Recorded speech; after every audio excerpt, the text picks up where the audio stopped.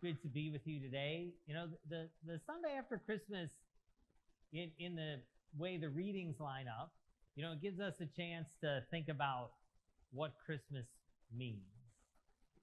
Not in the sense of the actual story itself, that we do on Christmas Eve, where we talk about the shepherds and the angels and Mary and Joseph. But we read from John's gospel, and John, when he wrote his gospel, wasn't necessarily as interested in telling another version of what happened, but thinking about what it meant that God became one of us. And so that's why we have our gospel reading from John 1 today. It's the first kind of sermon on Christmas, the first explaining of what it means. And so there's lots and lots of things we could say about Christmas and John 1 and what it means. So I want to just touch on 3 today of what it means about God, and the last one, what it means for us. Okay, the first one is we see who God is. This is what John tells us with Jesus coming among us. He says, no one has ever seen God. This is how he closes our gospel reading today. No one has ever seen God. It is God, the only Son, who is close to the Father's heart, who has made him known. No one has ever seen God, but it's God, the only Son, close to the Father's heart, who has made him known. What John is telling us, that Jesus is the fullest picture of who God is that we get. Now, probably one of my most frequently asked questions that I get from people is something along the lines of like, what do we make of other religions, or what do we make with other belief systems? And, I'm a Christian priest. It's not necessarily my place to kind of break down every other belief system. But I will say this, and this is what we hold dear as Christians. Jesus is, we hold, the clearest picture of who God is that we've been given. Or we could say the best self-portrait God's ever done for us to see him is Jesus. That's what we hold. That's what we hold dear. Now, other religions may hold other things, but at some point, as Christians, our standard is Jesus. Jesus is the clearest picture of who God is. It's kind of like when you're raising kids. Some of you who have raised kids or are raising kids understand this. You'll have friends, your kids will have friends and different families that you're friends with, and they all have kind of different standards around like what's a good time to go to bed, what their kids should eat. Now, if you have young kids today, use of technology, what they're allowed to have, how soon they're allowed to have it, how long they're allowed to have it, right? Every family probably in this room has different standards around those things. At some point, we've got to say in our house, right? Like you have to say in your house, this is what we do. Right? So Christians, living in the world, there's lots of other belief systems, but Christians, we hold this line, and we would say Jesus is the fullest, clearest picture of who God is that we've received. So we believe that Jesus shows us most clearly who God is. Doesn't mean that other images have it 100% wrong, but what we feel is Jesus has it 100% right. And so Christmas, Jesus becoming one of us, is an opportunity for us to see who God is in the clearest way we possibly can. As someone who lives among us, walks among us, talked among us, was one of us. So that's the first thing. It shows us, gives us the clearest image of who God is. The second thing, it shows us how God deals with human brokenness and sinfulness. As John tells us, the Word became flesh and lived among us. God's way of dealing with humans who are broken and imperfect, fallen, is to walk alongside them. Not to come and do like an evaluation. I don't know if you ever had a job when you had like corporate officers come to do like an evaluation. I guess that's what a bishop's visit is, right? Is that we could say that? Maybe not. Don't tell them I said that. That's not. We'll strike that from the record. But before I was a priest, I used to work in like retail stores, and retail stores are notorious for having like corporate officers come and like see how you're doing, and district officers, and they would come, and their whole reason there was evaluation. It wasn't like, well, we want to learn about the store, we want to see how it's doing. It was, how are the numbers? How are things doing? Does it look like our store should look? right? That was the idea. Jesus doesn't come as like a officer from headquarters to evaluate. He comes to live with us, walk with us, experience what we experience. The word John uses in the gospel for live, the word became flesh and lived among us, actually means kind of encamped with us. Like he has this image in his head of people like in an encampment, and God comes and he sets up a tent and camps with them. It's kind of an Old Testament idea of the Israelites moving through the wilderness.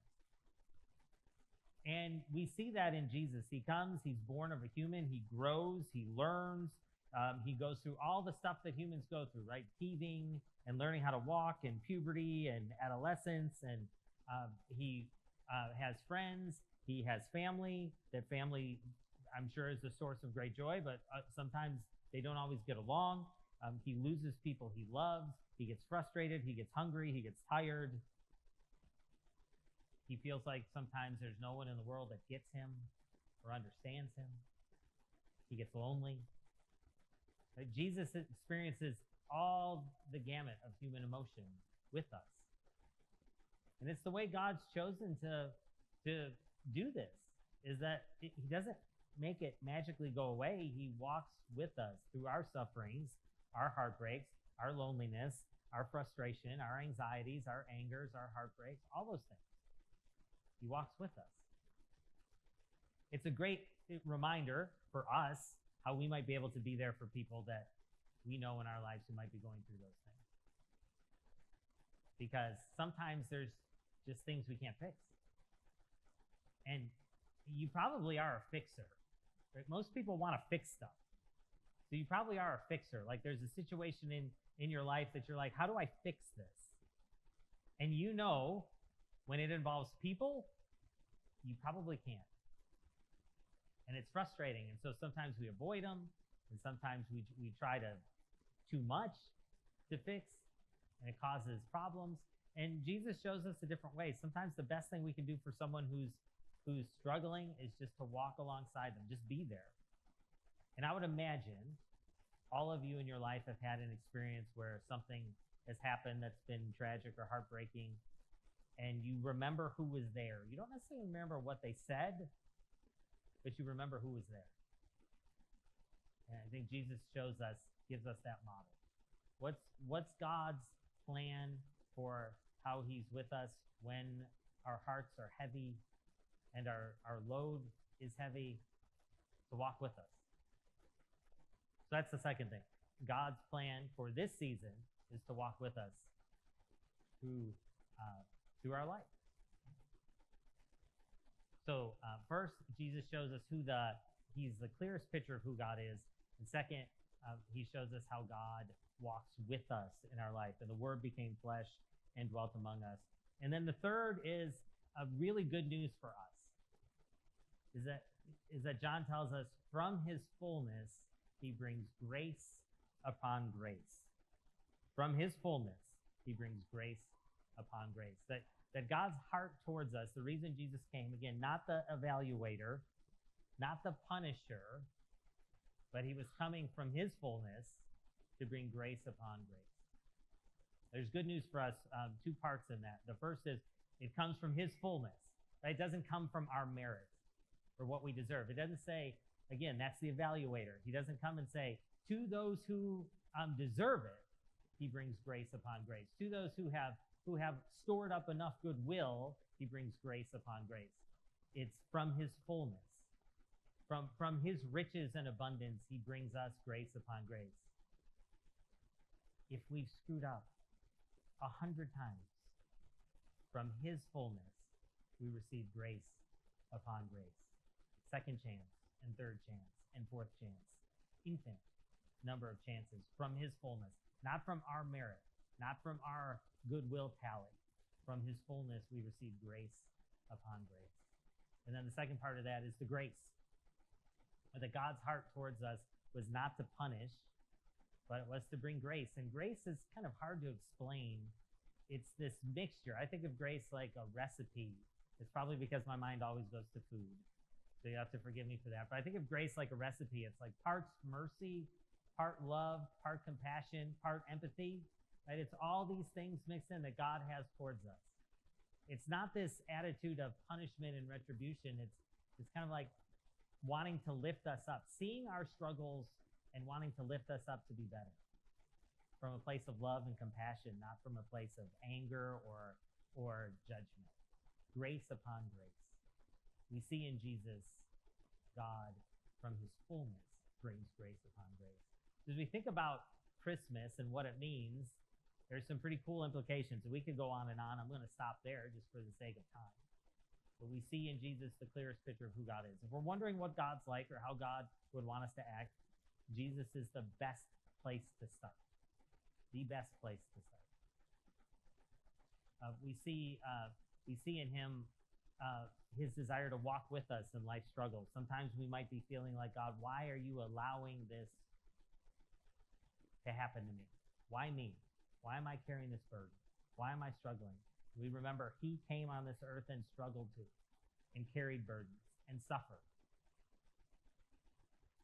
Maybe the question we should ask is, God, where are you with me in this?